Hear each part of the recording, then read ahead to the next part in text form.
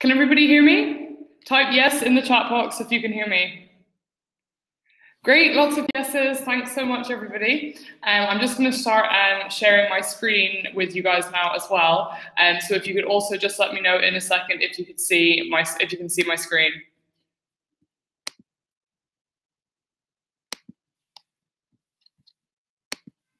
Can you see that? Okay, fantastic. Okay, so it's time to get started. Thanks so much for coming to my latest webinar today, How to Maximize Your Reach and Engagement on Facebook Without Spending Money on Ads. It's so great to see so many of you here. We put this particular webinar to a vote on our stories in a poll, and it was a total landslide for this webinar topic. So obviously reach and engagement is something that's been troubling all of us. So today we're going to go beyond the basics and we're going to talk about a real and actionable strategy for your Facebook business page. So for those of you who might not have attended one of my webinars before, I'm Gemma. I'm the customer education lead at Iconosquare in Berlin, and I'm responsible for keeping 35,000 customers up to date and in the know about Iconosquare, Instagram, and Facebook. My favorite things are cat videos and true crime podcasts, and this is my third webinar, and you can go and check the other ones out on our YouTube channel, Iconosquare. And if you want to contact me after the webinar, if you have any questions that you think of when you're watching the replay, or you just want to discuss something privately, you can email me at gemma@iconosquare or reach out on Instagram. My handle is Gemma O'Leary. Just a little bit of housekeeping before we get started. Today's session is probably going to run for about 30 minutes with a 10-minute Q&A at the end. You can say hi to our lovely moderator, Grace, in the chat box. Thanks so much for helping out today, Grace. Shout out to Grace, tell her where you're from, what you're doing here today, and she'll try and reply to as many of you as she can. And if you have questions for me, just stick those in the questions section that you can see on the bottom left-hand side of the screen. Don't write them in the chat box because they might get lost if people are chatting kind of all the way through. And for everybody who's been asking or wondering, the webinar is going to be recorded, it will be emailed to you, and it'll also appear on our YouTube channel. So let's just dive right in. Just to give a bit of context to the webinar, I'm kind of hoping that you're here today if you've got a Facebook business page that's sort of lacking the wow factor, your reach and engagement are low, stagnant, or declining, which is really, really common, by the way. I don't know if you guys knew this, but organic reach has dropped from an average of 5.4% in 2014 to 1.2% in 2018. So that's a pretty sharp decline, and a lot of small brands and businesses, like our clients like Iconosquare, are really feeling the pinch and don't have a huge amount of money to spend on Facebook ads either. So shout out in the chat box if that's one of the problems that you have with social media at the moment.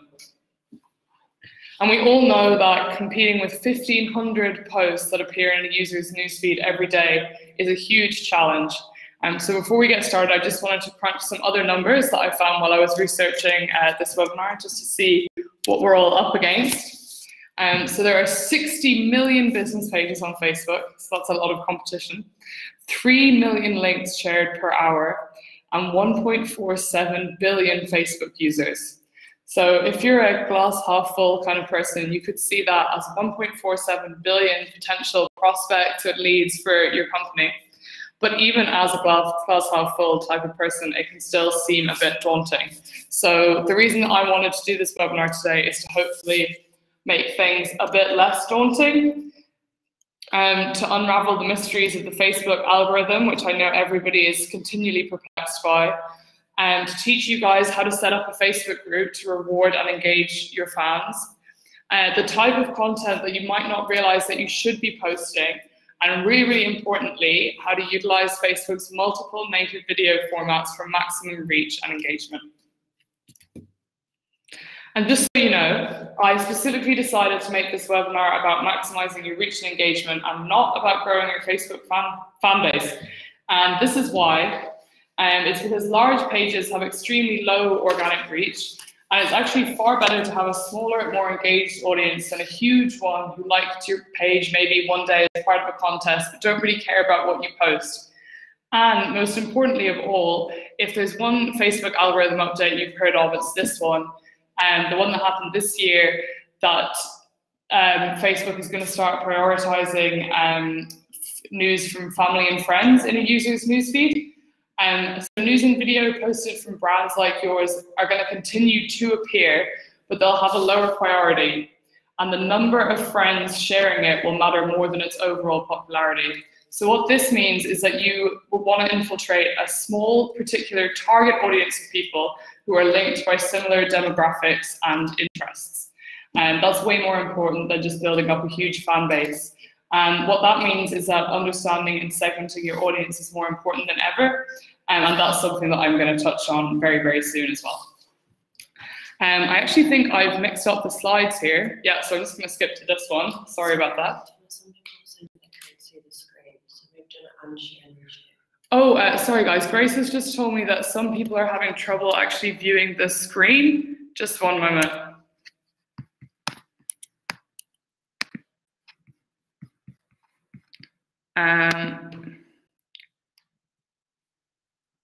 Is this any better?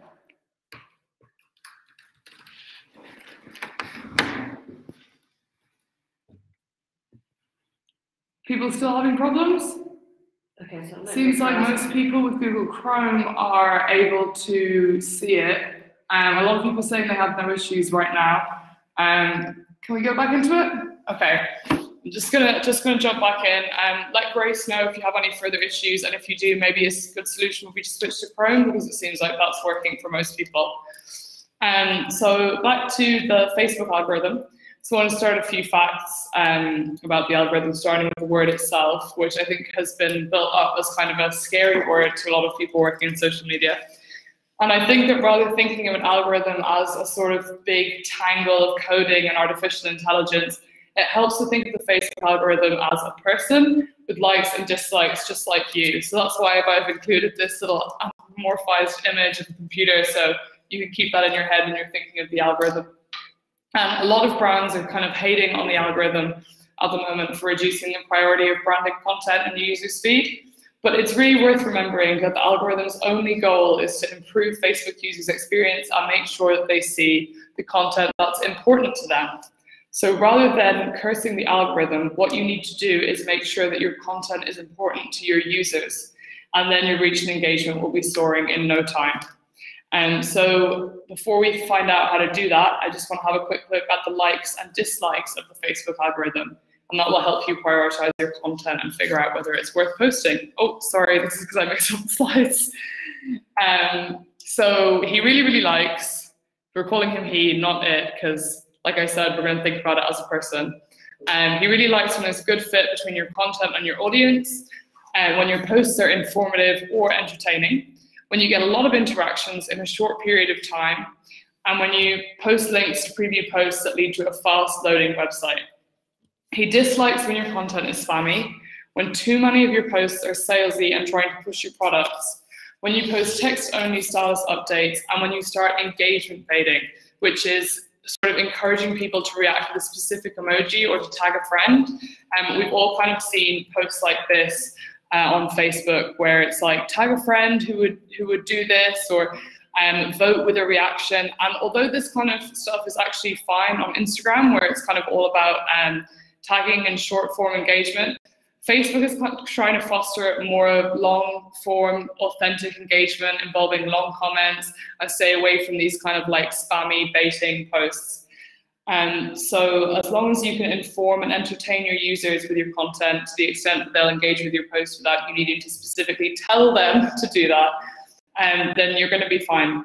And as I mentioned in the first point, the key to doing just that is knowing your audience, which brings me to my next slide. So the great thing about Facebook as opposed to Instagram is that in the audience insights, it gives you information on who's actually engaging with your content by age and gender, so you can understand the demographics that you're reaching, and that's an amazing start to building a content persona. Some of you will be familiar with this particular tab. It's in the Insights section of your Facebook business page, and then it's the People tab. Facebook has tons of native data, so it can take a little while to get to grips with all the tabs, but this one's close to the bottom on the left-hand side. And yeah, basically, this is a screenshot from Iconosquare's own People Insights. And you can see from our data that our biggest audience are 25 to 34-year-old women living in the United States and Brazil, speaking English or Portuguese. So looking at this data, the first thing I would want to do as a social media marketer is to start building a persona. So anything to connect with the audience that you want to reach, and you can use the insights in this tab to help you with this, so that you start with the age, gender, and country. So we need to invent a 25-year-old woman living in LA, let's say, and we can call her Brittany. And every time we post something, I would ask myself, does Brittany want to see this content? So social media is about telling stories, and your brand is a story in itself. But you need to figure out who wants to hear that story and how you can best tell that story to engage them.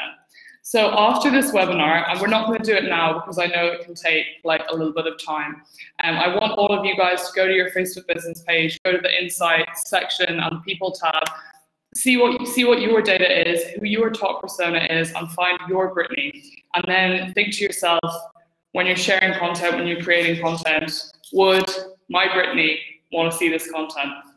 And that will really get you sort of on the path of understanding a really targeted, segmented audience. And you're probably also familiar with the Reach tab on the Facebook Insights page. That's where you find the most important metrics of all, the reach of your posts, the amount of reactions that they've received as well. If you're getting a lot of reach, but not a lot of engagement, this means that the newsfeed is marked your post as low quality, and this will hurt your chances of appearing in your fans' newsfeeds in the future, which is why it's so important to stay away from the engagement baiting and stuff that I was talking about earlier. So it's kind of like that old saying, if you haven't got anything nice to post, then don't post anything at all. I've just updated it for this webinar. So what should you be posting and how often? According to Adespresso, you should be posting your best content on Facebook once or twice a day. Overloading the site with your content is a recipe for low engagement, which will cause the algorithm to devalue your post, and you don't want that, obviously. But 1 to 2 times a day can still seem like a lot when you've got no ideas, no inspiration, and nothing to post. So a lot of people just get stuck in a rut and just keep sharing the same old bit.ly links to their blog articles and to their products. But relying on those isn't going to get you very far. People can get bored of that stuff very easily. Also, people don't head to Facebook primarily to see things that they want to buy. So at least 80% of your strategy should be outside of the box of pushing your product. And one of the biggest mistakes that people make is thinking that they should only post their own content. And it's Facebook. Half the point is to share content that you find funny or informative. And this goes for business pages as well. It shows that you have a personality and that you're interested in stuff, just like the average Facebook user or person. And this is where sharing long-form content comes in, and it's the best format to snag that authentic engagement that the algorithm loves so much. Content that sparks meaningful conversation is favored by the algorithm. This has been admitted by Facebook. So posts where people have taken the time to write long comments will get much more weight than those with only short comments, which means that you need to get people talking. So for example, if you're something like a fashion company, you could post an article, a relevant article, and then in the caption ask your followers for their opinion on the sustainability of real versus fake fur. Or if you're a tech company like us, make sure you're keeping up with all the latest tech magazines online with blogs, and you can ask your fans what they think about the newest iPhone or Instagram's latest feature. It might not be directly related to your product, but if people are following your page and they've already shown you that they have interest in your industry, just make sure that if it's a divisive topic that you moderate the comments and don't let things get too heated. I've actually included this example of a National Geographic post that has fans jumping in to leave comments from the get-go. And they're long, meaningful comments as well, which means the algorithm will presume that other fans of this page will also be interested in this. So algae blooms and aluminium sulfate might not set everybody's world alight, but I use this because it's just a really good example of a target audience having their say. So if you're a wedding dress retailer, for example, obviously sharing this would not really be a good content audience fit. But if you shared something like a gossip magazine article about celebrity weddings and asked your fans to maybe choose their favorite, I think that's something that can definitely get people talking in the comments. I mean, I would join in anyway. And a good thing to remember is this rule of thumb. When sharing someone else's content to your Facebook business page, ask yourself this question: would you share this article with your friend or colleague? If the answer is yes, then you're good to go. But if it's no, then it's probably boring, so don't bother. Of course, however, posting other people's content is never enough. When it comes to building your brand, you can't rely on other people to do it for you, and that's where creating your own content comes in. So what we're going to talk about now is the importance of having a visual element on Facebook. Your branded content should always be centered around a visual element. So according to HubSpot, Facebook posts with images get more than twice the engagement than those without. And it's because of this that you really, really rarely see brands ever posting text-only status updates. They're kind of like, 2011 Facebook, when everybody was updating their status 20 times a day with what their favorite song was.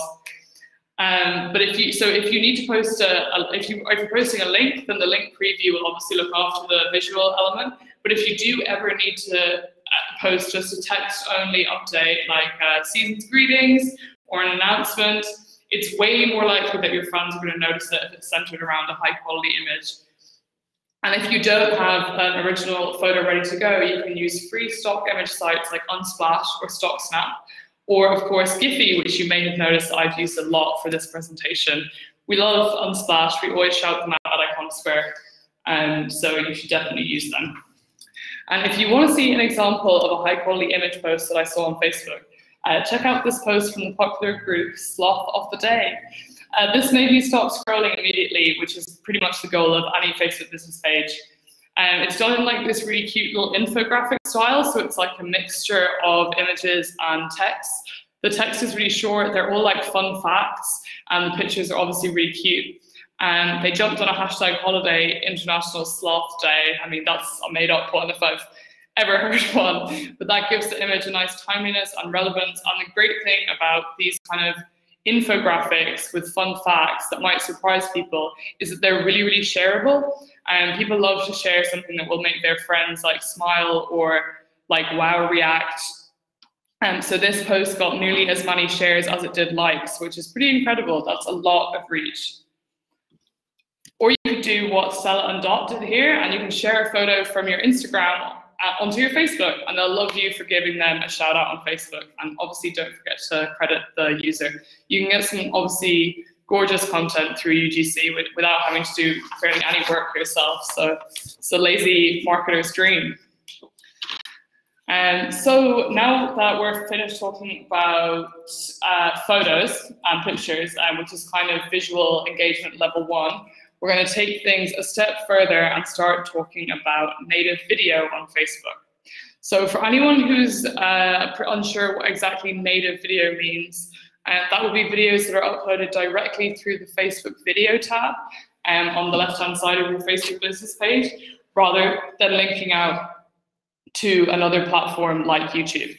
And Facebook native videos perform up to 4 times better than all other video formats, get 135% more organic reach than photos, and 100 million hours of video are watched on Facebook every day. So who wouldn't want a piece of that sweet, sweet audio-visual pie? Oh, sorry, I just lost my place there. And yeah, so video. If your fans are watching videos from you frequently, Mark Zuckerberg actually explained at a Facebook conference that these videos will get preference in the newsfeed, making it easier for new people to discover your content. So Facebook have also explained that shows or videos that are part of a series or from partners who are creating active communities will get preference. So I wanted to show you guys an example of a Facebook business page that I think does native video really, really well, and hopefully you'll be able to get some inspiration from that. So it's Vice, I'm sure you've all heard of them. Obviously they're an online magazine, but they've become really, really well known for their short form native Facebook video content. Their videos are always under 5 minutes, and they usually focus on a bizarre or really, really interesting topic, like the man who's obsessed with baked beans. You can see him on the left in his bean bath, or something informative like how-to that users can digest really easily. And the most important thing is delivering value to your users. And I think Vice does that really, really well because they have a great content audience fit. They know that their target audience of like tired and broke millennials are going to want to learn how to dress up a frozen pizza to make it look better. Obviously, they have brand awareness and they have loads of fans already. But even though they're supposed to be a magazine, their videos go viral way, way more than their articles do, because they tick Facebook's boxes of being native to the platform, informative and entertaining. And they also shoot different video series, which again is keeping up with Facebook's algorithm prioritization. So you're probably thinking, like, that's all well and good. Vice get millions of views. They already have millions of subscribers. How can I take Vice's amazing video strategy and apply it to my own business? So I'm going to try and give you some inspiration for video content that you can start experimenting with. Obviously, stuff that's kind of, you know, a little bit easier to shoot, cheap as well. I mean, no one's expecting like a full-on movie or anything. The first type of video that does really well on Facebook is sort of brief explainer video about aspects of your product or like a confusing aspect of your industry, with like a hook title like Dispelling the Myths About X or The Truth About Y. All you need for these explainer videos is literally a camera phone, a white wall, and somebody talking in front of it. So they're super, super cheap to shoot, very, very easy to edit. You can use a free tool like iMovie if you have a Mac, or Lightworks. And people, especially another good title actually just came up with this one, is something like Everything You Need to Know About in Under 3 Minutes. People are, that's a really appealing thing when somebody tells you that they're gonna tell you everything you need to know about something in under 3 minutes. So you need like a good title, a catchy hook, and a great thumbnail as well. We'll talk about that in a sec. You can also use video to do some employee branding and give some of your employees or colleagues the chance to introduce themselves and talk about what they do. The key to brand engagement on all social media is really being relatable, and people love connecting to a personal story, so that's a really good idea. And the third one is to go live. A lot of people are really, really scared of going live. Obviously, it can be very intimidating. But Facebook has made no secret of the fact that it is going to prioritize live video in its users' news feeds. So if you want to get that reach, you've got to go live. And I'm live right now, guys. So if I can do it, anybody can. I hope you're all enjoying it, by the way. So a great thing to do live actually is a tutorial, like a product tutorial. Like Martha Stewart, she's the queen of Facebook Live. You can go and check out her videos if you need some inspiration. This does actually always work really well for food. Like if you work in like a restaurant or something like that, maybe perhaps you could do a live video showing people how to make the perfect sandwich or the perfect lasagna or something like that. And live is great because you can do it from your phone, and the polished production matters a lot less when you get everyone involved in the excitement of a live stream. At least I hope it does. Something that you need to do, by the way, if you're creating native video content for Facebook that isn't live, is you need to subtitle it, because most Facebook videos are watched on mute. I'm sure that a large portion of you have sneakily done that at work when you should have been doing something else. So this is all within the video tab. You can select to add new captions. Don't select the auto-generate option and just leave it, because it's not very good yet and it gets them all wrong, but it is really funny to look at. You can actually select that one and then you can edit them yourself to make it what you're actually saying. And also choose a catchy thumbnail. You can do that on the right-hand side to make your users stop scrolling instantly. Like the one of the baked beans man is, you know, pretty eye-catching. Like, why is that man taking a bath in beans? You want to know what's going on. So now for the third and final part of the webinar, now that we've covered the basics of what you should be posting, I wanted to talk a little bit about Facebook groups, so that you can start building a community who are going to engage with your page posts from the ground up. So a Facebook group is different to a Facebook business page in many, many ways. It's an amazing, amazing tool to increase your engagement. It's usually closed, so people need to request to join, which can add a little element of exclusivity. And it's really for your most dedicated fans. And I know that I said that it's a great tool for engagement, but you guys might be thinking that creating a closed group would be detrimental to your reach, as you're kind of limiting content reach to the group's members. But it's not, like, it's proven to be the complete opposite. Social media marketing is about community building, especially on Facebook. Facebook is still sort of seen as the more like mature, long form content where people build more lasting relationships and actually like read long form content that's shared there, etc. Most people get their news from Facebook these days. They're not getting it from Instagram. And a Facebook group enables you to build a sort of tight-knit community there of raving fans, long-term fans who'll feel like they're part of something really meaningful. So I think that as a goal for a Facebook group and kind of in general on Facebook, as well as sales, cultivating brand loyalty should be a huge part of your strategy. Like Instagram ads with a good click-through rate are just a flash in the pan compared to the longevity and the reputation that a good Facebook group would bring you. You'll be rewarding your most engaged users with exclusive tips, exclusive content, and they'll repay you by engaging with your everyday page content and hopefully sharing it with their friends. So when I was doing some research about this, I read this really interesting case study on Moz.com by a digital marketing consultant, Ryan Stewart. He published a case study about his Facebook group, and he claims that he gets up to 15 times more reach on what he posts in his group than what he posts on his page. And what I've kind of surmised from my own research is I think that Facebook also sees groups as more personal. So group content will get more prioritized by the algorithm than that of just a business page. So it also follows that if you make your business page an admin of your group, which I definitely recommend that you do, and your users engage a lot with the content you post as your page, then the algorithm will learn your members like your page's content, which will drive the public page posts further up the newsfeed. So that's how, as well as a ton of engagement, it can increase your reach as well by getting the people who are in the group so familiar with their content that then they'll start to see it in their newsfeed more and more. And then from them commenting, liking, and sharing, their friends will begin to see it. And that is the basis of building that highly segmented, targeted audience linked by mutual interests that we mentioned at the start.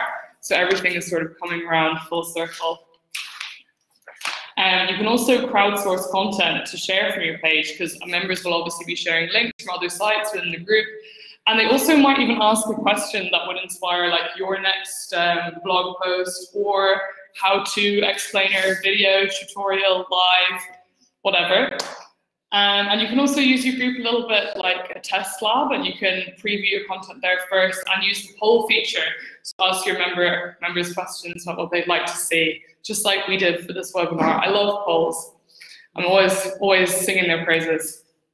So I think I've probably convinced you guys now of the benefits of having a Facebook group. So I'm sure you're all thinking, well, why doesn't Iconosphere have one? So I can exclusively reveal, the big reveal, that our social media manager, Marco, actually has one in the pipeline, and it's going to be coming soon. So keep your eyes peeled for that exclusive club. I hope to see many of you there in the future. Just a couple more things about Facebook groups and best practices. Oh, I meant to show you this when I was talking about the polls. That's just how you do a poll in the Facebook group, and also files. You can upload exclusive gated content like ebooks or things that you want to keep just within the group. And some best practices are to appoint a moderator or more than one when your group starts to grow. It's a really great way to reward one of the group's most engaged members, and they can also help you to flag spammy or irrelevant content and to moderate like heated discussions. I'm sure if any of you have ever been in the Facebook group, you know that things can very easily kick off. You should also pin a rules post to the top of your group so that people know how to behave, and so that you have a disclaimer when they do misbehave to kick them out straight away, because you don't want people to be like causing trouble in your group. And a really great Facebook group analytics tool that I learned about recently is called Gridix. That was recommended by Ryan Stewart, I think, and plenty of other people with successful Facebook groups. So you should definitely check that out once your group starts to grow and you want to analyze exactly how much of an impact that's making. And yeah, so we're actually at the end of the content portion of this webinar now. I hope that you've enjoyed it. And I just wanted to show you how, before we have our Q&A, how you can track how your business page is doing with Iconosphere. So this webinar has been all about reach and engagement, and we have dedicated sections for both reach and engagement where you can easily analyze your strategy. So in the reach section, you can see your reach and impressions history, reach distribution by source, so organic, paid, and viral. Viral reach comes from people sharing your content with their friends. You can see your average reach by post type, which is really cool, so you can see what's performing the best, and the time that your followers are most online. And then in the engagement section, you can see your best time to post here, and most importantly, which type of post is getting you the most engagement by reactions, comments, and shares, and the most clicks, so you can see exactly what kind of content links that you're sharing are appealing to your audience the most, and post more of those. And you can also see your most engaging, most clicked, and most shared media on Facebook. So it's really, really easy to do like a monthly audit, see what's working, see what's not, keep the good stuff, throw out the bad stuff. So thanks for letting me show you just how great our product is for managing your Facebook business page. And just to say thank you to all of you for joining me here today and listening to me talk about Facebook and reach and engagement and all these confusing concepts. I wanted to give you an exclusive promo code. The code is Facebook18, and it will get you 30% off any of our pro and advanced yearly plans at Iconosphere. So if you haven't tried Iconosphere for Facebook before, you can head to our website and you can start a free 14-day trial as well, no commitment. Pro.iconosphere.com is the website.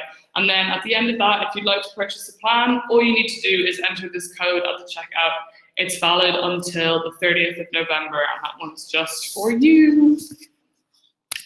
So now we're going to have our Q&A. So just give me to jump back into the studio. Oh, that's so nice. Leanne just said that she just talked her marketing manager into buying Iconosphere, and she's really excited. That's so great to hear, Leanne. You're going to love it. It's going to help you so much. So Evan wants to know, how do you connect your Facebook business page and a Facebook group? Is one more important than the other? Do you post in the group as your business page? So in the members section of the Facebook group, there's a place where you can add different members with different permissions. And if you're the admin of a Facebook business page, you can add that business page as an extra admin of your page. And of your group, sorry. It's so confusing to keep saying page, group page.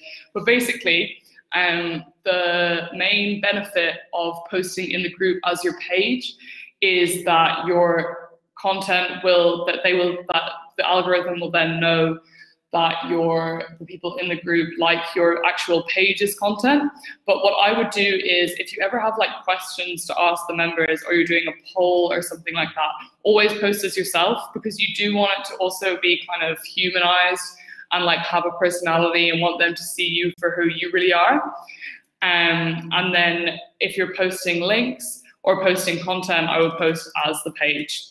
And you can kind of mix it up in that way. Then you can get the benefits of engagement, of humanizing your brand, and getting extra reach and engagement on your page posts. And if you have any more questions about exactly how to link the two, just make sure to shoot me an email after this, and I can send you like a step-by-step or something like that. Any other questions? Will third-party services such as Iconosphere influence the stats on Facebook? No, absolutely not, no.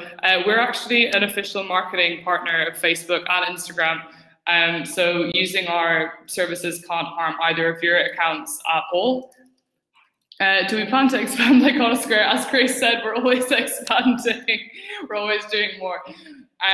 Oh yeah, Grace is really, really building the suspense there. Sophia said, can we schedule posts on Facebook? And the answer is yes. No, the answer is not right now, but it's coming very, very soon. That is what I meant to say. Coming very soon in the next few months, we're going to have a Facebook scheduler, but you can schedule posts on Instagram right now. You can schedule everything, videos, carousels, stories, and automatic posts for single images. So that's very exciting. Do you have any more questions?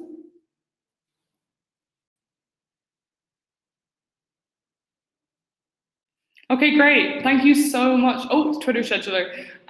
We don't have Twitter, I'm afraid. We only service Instagram and Facebook. Sorry about that.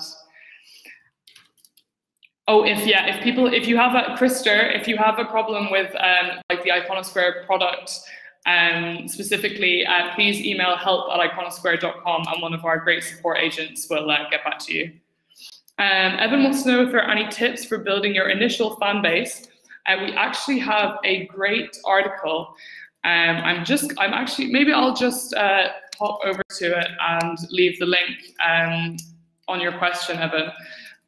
We have a great article on our blog called How to Get Your First 1,000 Facebook Fans by one of our content marketers, Olga. And that's got some fantastic tips and tricks in there, so I'll just leave that down there for you. Okay, Evan, I've just shared that link with you there, so anybody else who's interested can also go and check that out as well. Any tips on where to keep your content currently using Dropbox? Well, if you get Iconosquare, we have a media library where you can store all of your content, unlimited memory, and you can sort them into files and label them and stuff as well. Otherwise, I would say Dropbox is actually a really good option. I think that's quite intuitive and easy interface as well. But obviously, I've got to rep Iconosquare first and foremost. Shane is asking about what's the difference between the data that you give versus, okay. Yes, so basically we have kind of different, the data is broken down in sort of a different way to Facebook. I think that a big, we have a sort of page performance section that's sort of different to what Facebook can give you, that analyzes how your page is performing in general, but broken down into kind of a lot of different aspects like click-through rate and engagement. It's really hard to actually describe without seeing it at all. So maybe if you could leave your email address, Shane, or you can shoot me an email. I could send you some screenshots of the Iconosquare platform for Facebook, because it's kind of hard to go through it all just on a voiceover. Nicholas is asking if auto posting for videos on Instagram will be available. That's up to Instagram when they want to, when they decide to release that through the API. As soon as they do, we'll have it. We'll be on it. I think that because automatic posting for photos has gone pretty well, that hopefully they're about to make automatic posting available for the other formats as well. So we got our fingers crossed, don't we, Grace? Oh yeah, Grace has just sent you guys the link to sign up for a free trial. So yeah, go ahead and get on that. Yeah, make sure to shoot me an email, Shane, and I'll send you some more information about our Facebook stuff, and maybe arrange for you to get a free trial as well. Okay, if that's, oh, okay. It's better to post video than images for more likes and comments, or just to get more reach? Yes, videos also get more engagement than photos in general as well, and that's probably because they get more reach. I mean, the more people see a post, the more chance people get to engage with it. So it's kind of, reach and engagement are very, very linked. One always influences the other. So yeah, it will get you more reach and engagement posting videos.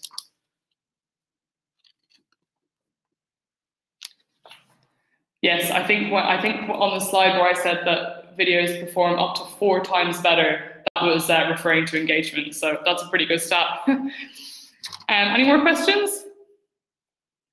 Okay, great. I think that's all we've got time for today, actually. So thank you so much, everybody, for joining us.